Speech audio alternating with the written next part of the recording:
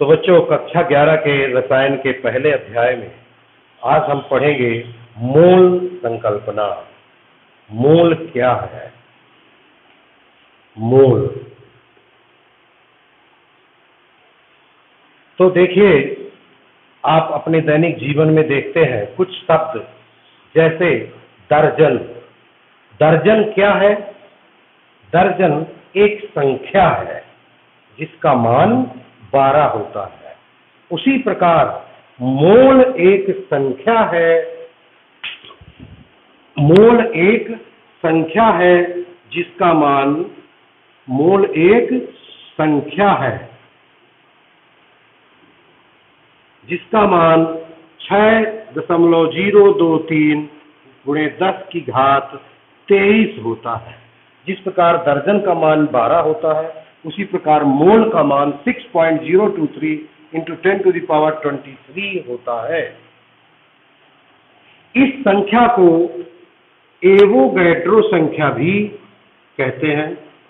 Avogadro संख्या भी कहते हैं। इसे Na से प्रदर्शित करते हैं।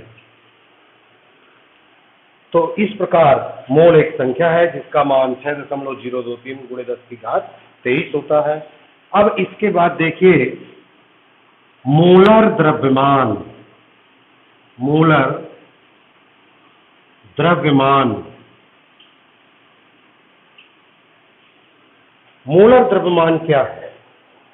किसी परमाणु के एक मोल, किसी तत्व के एक मोल परमाणु के द्रव्यमान को या एक मोल अणु के द्रव्यमान को उसका मोलर द्रव्यमान कहते हैं।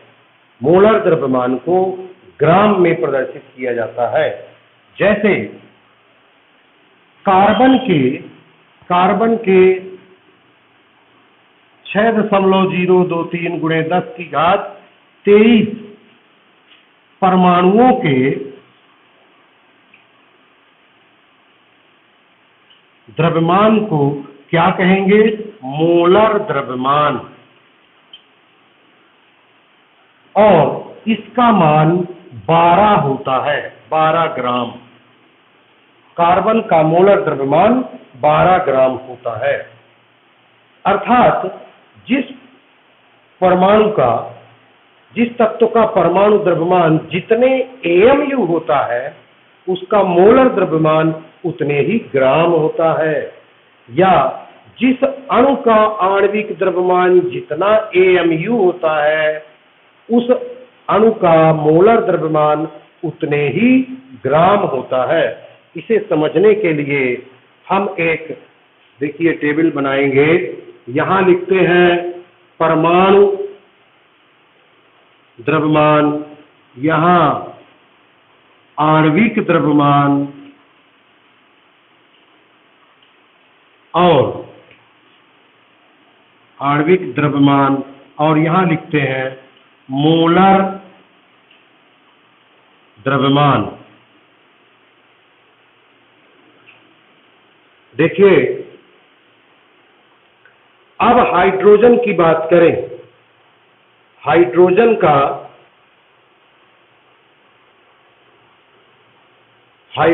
का परमाणु द्रव्यमान, हाइड्रोजन का परमाणु द्रव्यमान कितना होता है? हाइड्रोजन परमाणु का संकेत है H और इसका परमाणु द्रव्यमान 1 AMU। ये परमाणु है, इसलिए इसका आणविक द्रव्यमान नहीं है। तो इसका मोलर द्रव्यमान कितना होगा? 1 ग्राम। परमाणु द्रव्यमान 1 AMU, मोलर द्रव्यमान 1 ग्राम। अर्थात एक परमाणु का द्रव्यमान AMU में होता है और एक मोल परमाणु का द्रव्यमान ग्राम में होता है। इसी प्रकार हाइड्रोजन का यदि हम आणविक द्रव्यमान कहें, हाइड्रोजन अणु को किससे प्रदर्शित करते हैं? H2 से। तो इसका आणविक द्रव्यमान होगा और ये कितना होता है? 2 AMU। तो हाइड्रोजन अणु का मोलर द्रव्यमान, हाइड्रोजन अणु का मोलर द्रव्यमान 2 ग्राम।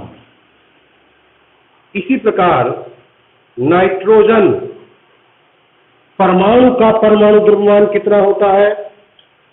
नाइट्रोजन परमाणु का परमाणु द्रव्यमान कितना होता है? 14 AMU। तो इसका मोलर द्रव्यमान होगा 14 ग्राम। नाइट्रोजन अणु का, तो नाइट्रोजन अणु क्या होता है? N2। तो इसका परमाणु, इसका आणविक द्रव्यमान कितना होता है? 14 दूनी 28 AMU। तो नाइट्रोजन अणु का मोलर द्रव्यमान क्या होगा? 28 ग्राम। तो इस प्रकार परमाणु का परमाणु द्रव्यमान होता है AMU में, और उतने ही ग्राम उसका मोलर द्रव्यमान कहलाता है। अणु का आणविक द्रव्यमान AMU में होता है और उतने ही ग्राम उसका उसका मोलर द्रव्यमान कहलाता है। अब हम H2O की बात करें तो H2O परमाणु नहीं है, अणु है। तो अणु का आणविक द्रव्यमान इसका होता है 2 और 16 18 AMU। तो इसका मोलर द्रव्यमान कितना होगा? 18 ग्राम। इसी प्रकार CO2 की बात करें तो CO2 भी अणु है, परमाणु नहीं है। इसका आणविक द्रव्यमान होता है 12 प्लस 32 अर्थात 44 AMU। तो इसका मोलर द्रव्यमान कितना होगा? 44 ग्राम। मेथेन की बात करें CH4 तो 12 और 4 16, इसका भी आणविक द्रव्यमान 16 AMU और मोलर द्रव्यमान 16 ग्राम होगा। इस प्रकार आप देखेंगे कि मोलर द्रव्यमान वास्तव में उसके 1 मोल अर्थात इतने कणों का द्रव्यमान होता है। यदि वह परमाणु है तो उसका मोलर परमाणु द्रव्यमान, अणु है तो उसका मोलर आणविक द्रव्यमान होगा। इस प्रकार आप मोलर द्रव्यमान ज्ञात कर सकते हैं। अब देखिए मोलों की संख्या कैसे ज्ञात की जाती है। मोलों की संख्या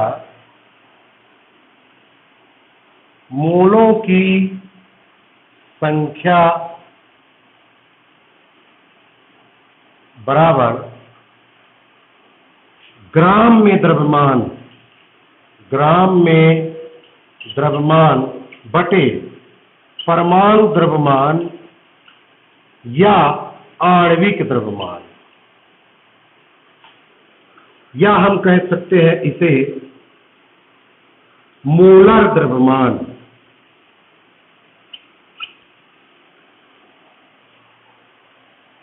किसी के भी मोलों की संख्या ज्ञात करने के लिए ग्राम में द्रव्यमान लेंगे और उसके मोलर द्रव्यमान से उसको विभाजित करेंगे तो उसके मोलों की संख्या आ जाती है। जैसे 9 ग्राम जल में मोलों की संख्या बराबर 9 ग्राम जल में मोलों की संख्या बराबर ग्राम में द्रव्यमान 9, जल का आणविक मोलर द्रव्यमान 18, तो कितनी होगी? 1/2। अर्थात 9 ग्राम जल में आधे मोल जल के अणु होंगे और आधे मोल का तात्पर्य है उस संख्या का आधा। अब देखिए हम किसी भी पदार्थ के कणों की संख्या कैसे ज्ञात करेंगे। तो और 1 ग्राम में, तो किसी पदार्थ के 1 ग्राम में कणों की संख्या क्या होगी? 6.022 × 10⁻23 अपान मोलर द्रव्यमान। इस संख्या को हम Na से भी प्रदर्शित करते हैं, एवोगैड्रो संख्या है, अर्थात Na अपान मोलर मास। तो ये जो है ये मान किसी पदार्थ के 1 ग्राम में कणों की संख्या का सूत्र है। इसका उल्टा किसी पदार्थ के एक परमाणु या एक अणु का एक परमाणु या एक अणु का ग्राम में द्रव्यमान किसी भी तत्व के एक परमाणु या किसी यौगिक के एक अणु का ग्राम में द्रव्यमान ज्ञात करना है तो इसका सूत्र उल्टा हो जाता है, अर्थात मोलर द्रव्यमान बटे Na। ये इतने ग्राम आता है। देखिए ये द्रव्यमान है, किसी पदार्थ के किसी तत्व के एक परमाणु का ग्राम में द्रव्यमान निकालना हो तो इस सूत्र का उपयोग करेंगे। किसी पदार्थ के 1 ग्राम में परमाणुओं या अणुओं की संख्या निकालनी हो तो इस सूत्र का इस्तेमाल करेंगे। अब देखिए, अब प्रश्न है, कार्बन के 1 ग्राम में परमाणुओं की संख्या ज्ञात करिए। कार्बन के 1 ग्राम में परमाणुओं की संख्या ज्ञात करिए। तो हम यहां कैसे ज्ञात करेंगे इसको? इसका उत्तर होगा 1 ग्राम में परमाणुओं की संख्या। तो 1 ग्राम में कणों की संख्या का सूत्र क्या है? 6.022 गुणे 10 की घात 23 बटे कार्बन का मोलर द्रव्यमान। कार्बन का मोलर द्रव्यमान कितना होता है? 12। अब इसे हम हल करेंगे तो ये मान आएगा, इसका 1/10 इसमें कर दें, अर्थात 60.22 गुणे 10 की घात 22 बटे 12।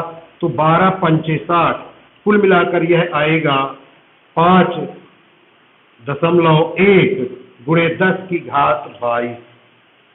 अर्थात कार्बन के 1 ग्राम में कार्बन परमाणुओं की इतनी संख्या होगी। इसी प्रकार इसका उल्टा सवाल देखिए, क्वेश्चन 2 है, कार्बन के 1 परमाणु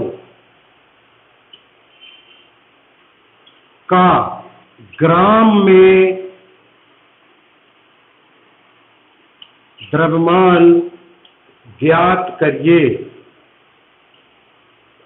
कार्बन के 1 परमाणु का ग्राम में द्रव्यमान ज्ञात करना है, क्योंकि एक परमाणु का द्रव्यमान तो 12 AMU होता है, लेकिन ग्राम में कितना द्रव्यमान होगा कार्बन के? तो किसी के 1 परमाणु या एक अणु का ग्राम में द्रव्यमान का सूत्र क्या है? मोलर द्रव्यमान। तो कार्बन का मोलर द्रव्यमान कितना होता है? 12। और नीचे क्या आ जाएगा? Na अर्थात 6.022 इंटू 10⁻23। यह मान आ जाएगा 1.99 गुणे 10 की घात -23, 10 की घात -23 ग्राम। तो कार्बन के 1 परमाणु का ग्राम में द्रव्यमान कितना आएगा? 1.99 गुणे 10 की घात -23 ग्राम। तो इस प्रकार आप देखिए कि किसी भी पदार्थ के 1 परमाणु का ग्राम में द्रव्यमान भी आप ज्ञात कर सकते हैं, या 1 ग्राम में उपस्थित परमाणुओं की संख्या भी ज्ञात कर सकते हैं। यदि यहाँ 10 ग्राम में निकालना है तो यहाँ 10 का गुणा कर देंगे, 20 ग्राम में निकालना है तो 20 का गुणा कर देंगे। इस प्रकार ज्ञात कर लेते हैं। अब एक प्रश्न और है आपके सामने कि निम्न में